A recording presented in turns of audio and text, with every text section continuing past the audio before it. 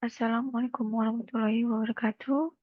Perkenalkan, nama saya Nuraida dari Prodi Manajemen Mata Kuliah Pengantar Ekonomi Makro, Dosen Pengampu Hendra Permadi, STMM.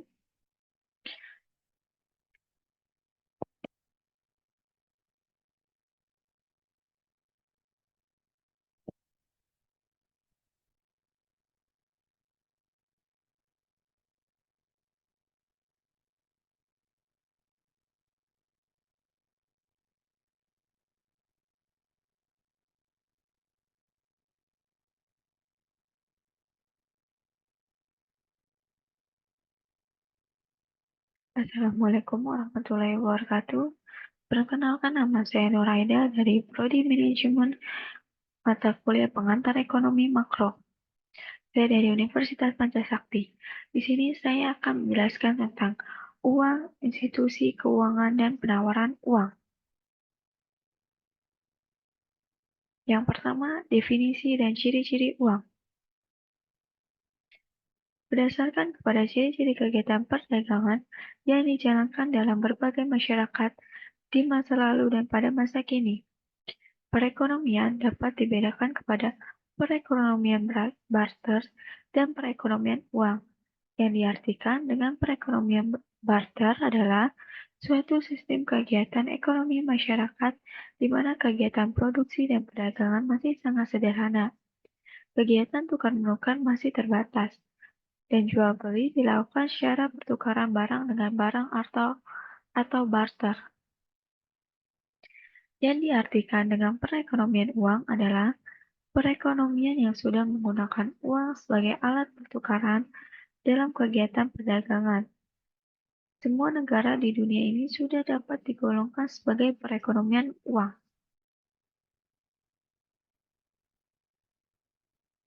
Uraian di bawah ini akan menerangkan bentuk-bentuk masalah yang dihadapi dalam perdagangan cara barter. Kesatu, perekonomian barter memerlukan kehendakan ganda yang selaras. Yang kedua, penentuan harga sukar dilakukan. Yang ketiga, perekonomian barter membatasi pilihan pembeli. Keempat, menyulitkan pembayaran tertunda. Terakhir, 5, sukar menyimpan pembayaran. Bahwa uang diciptakan dalam perekonomian dengan tujuan untuk melancarkan kegiatan tukar-menukar dan perdagangan. Maka uang selalu didefinisikan sebagai benda-benda yang disetujui oleh masyarakat sebagai alat perantaran untuk mengadakan tukar-menukar atau perdagangan. Agar masyarakat menyetujui penggunaan suatu benda sebagai uang, haruslah benda itu memenuhi syarat-syarat berikut. Yang ke-1, nilainya tidak mengalami perubahan dari waktu ke waktu, mudah dibawa-bawa. Kedua, mudah disimpan tanpa mengurangi nilainya. Ketiga, tahan lama. Keempat, jumlahnya terbatas, tidak berlebih-lebihan. Kelima, bendanya mempunyai mutu yang sama. Yang kedua, fungsi uang. Dalam ilmu ekonomi, peranan atau fungsi uang dalam melancarkan kegiatan perdagangan dibedakan menjadi 4 jenis, yaitu 1. Untuk melancarkan kegiatan tukar-menukar. Kedua, untuk menjadi satuan nilai. Ketiga, untuk ukuran bayaran yang ditunda. Keempat, sebagai alat penyimpanan nilai.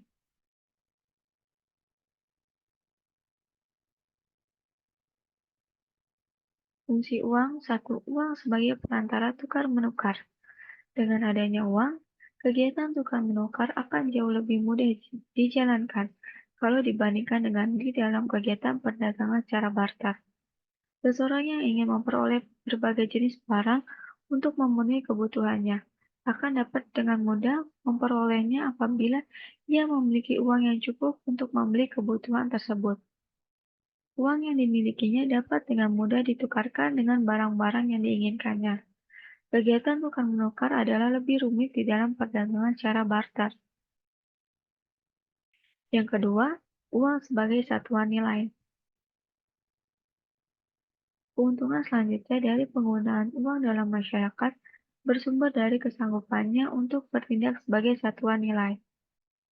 Yang dimaksudkan dengan satuan nilai adalah satuan ukuran yang menentukan besaran nilai dari berbagai jenis barang. Dengan adanya uang, nilai sesuatu barang dapat dengan mudah dinyatakan, yaitu dengan menunjukkan jumlah uang yang diperlukan untuk memperoleh barang tersebut. Yang ketiga, uang sebagai alat pembayaran tertunda. Transaksi-transaksi dalam perekonomian yang sudah berkembang banyak sekali dilakukan dengan pembayaran yang ditunda atau penjualan secara kredit. Para pembeli memperoleh barangnya terlebih dahulu dan membayarnya pada masa yang akan datang. Penggunaan uang sebagai alat perantaran dalam tukar-menukar dapat mendorong perkembangan perdagangan yang bersifat demikian karena para penjual akan lebih merasa yakin bahwa pembayaran yang ditunda itu adalah sesuai dengan yang diharapkannya. Yang keempat, uang sebagai alat penentuan nilai.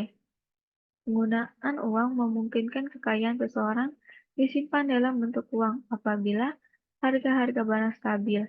Menyimpan kekayaan dalam bentuk uang lebih menguntungkan dari penyimpanannya dalam bentuk barang. Di dalam perekonomian yang sudah maju, jenis uang yang terutama adalah yang bank atau uang giral. Uang jenis ini tidak memerlukan biaya untuk menyimpannya dan mudah mengurusnya. Yang ketiga, jenis uang sepanjang sejarah. Sejarah uang sangat berhubungan dengan sejarah peradaban manusia. Semenjak manusia memulai peradabannya dan keluar dari zaman batu, mereka telah menciptakan berbagai bentuk barang yang digunakan sebagai alat perantaran dalam tukar-menukar.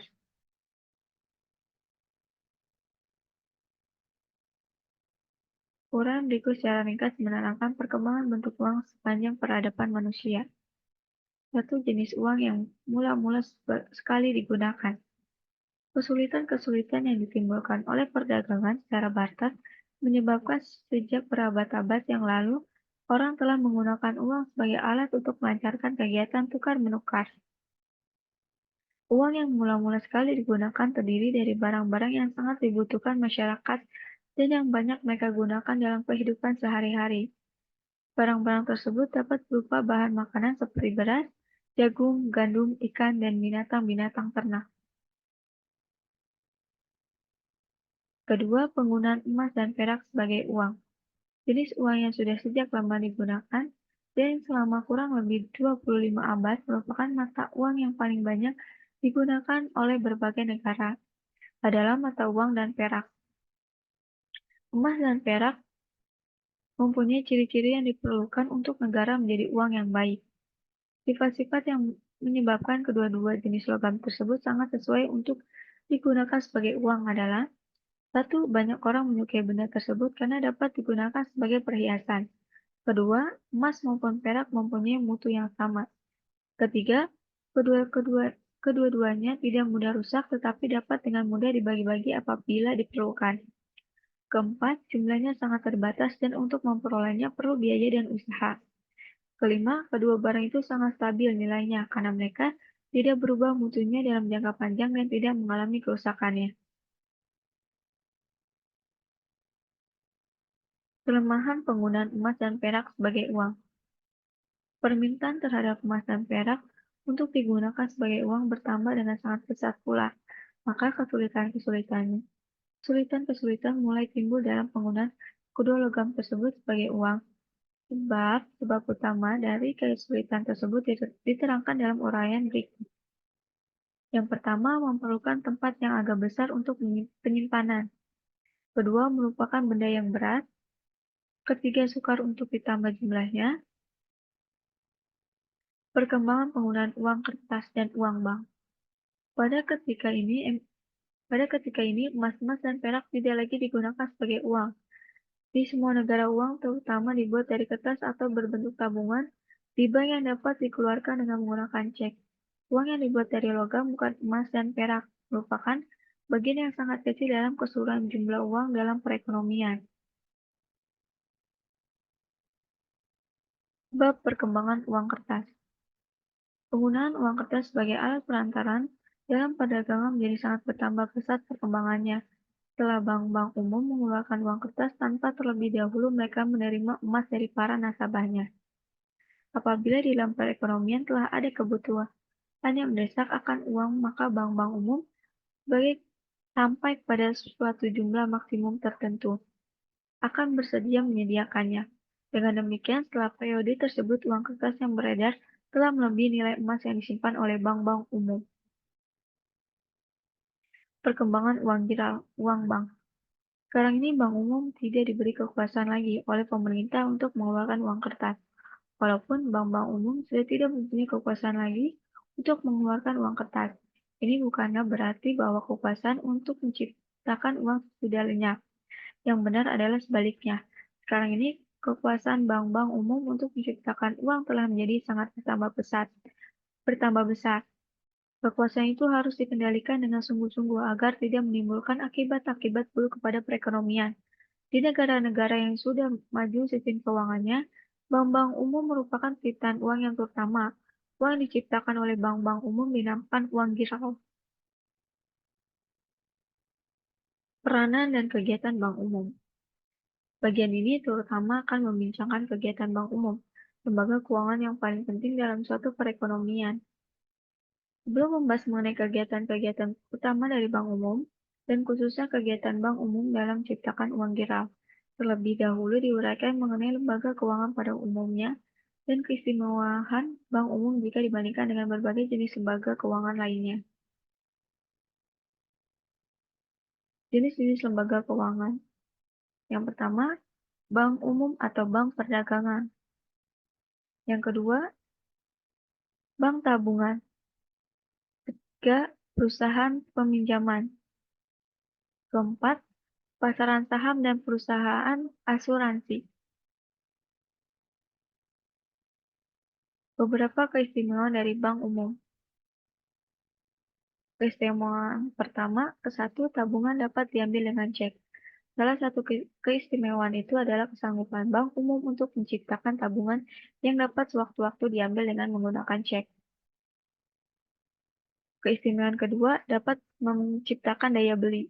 Keistimewaan yang kedua dari bank umum bersumber dari kemampuan untuk menciptakan daya beli baru atau menghapuskan daya beli yang ada di dalam perekonomian.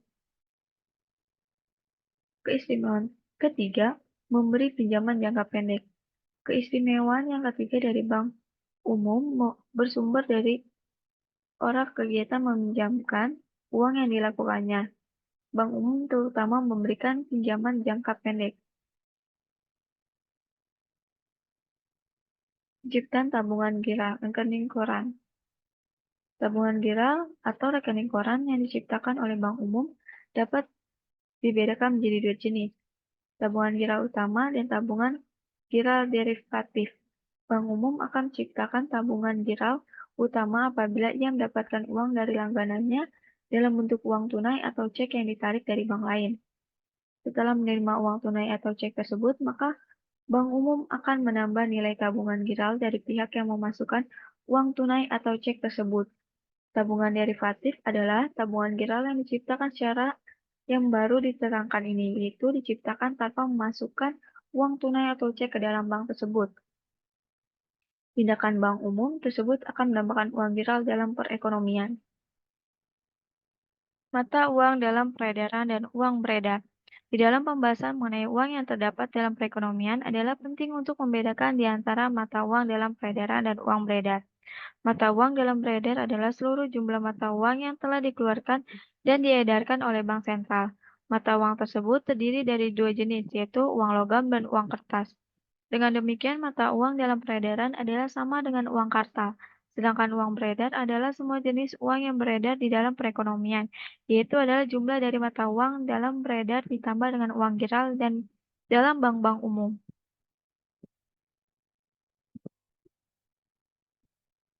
Kekayaan mudah tunai. Berlikuiditas tinggi. Kekayaan mudah tunai adalah harga-harga yang bersifat uang, yaitu berbagai jenis kekayaan yang dapat ditukar dengan barang atau uang dalam waktu yang cepat dan tanpa kerugian nilai. Dalam perekonomian yang maju, kekayaan semacam itu banyak terdapat uang dapatlah dipandang sebagai kekayaan mudah tunai yang paling sempurna pada setiap masa dan Di berbagai tempat, uang dapat digunakan untuk membayar pembelian barang atau jasa yang dilakukan. Beberapa kekayaan yang bersifat uang lainnya tidak dapat dengan serta-merta digunakan untuk memperoleh barang-barang, tapi mereka dapat dengan mudah ditukarkan kepada uang. Kekayaan seperti itu adalah tabungan, deposito berjangka, dan surat pinjaman jangka pendek, pemerintah, dan sertifikat Bank Indonesia. Tabungan dan deposito berjangka adalah kekayaan keuangan yang mempunyai tingkat mudah tunai, yang hampir sama tingginya dengan uang, yaitu ia dapat dengan cepat diubah menjadi uang.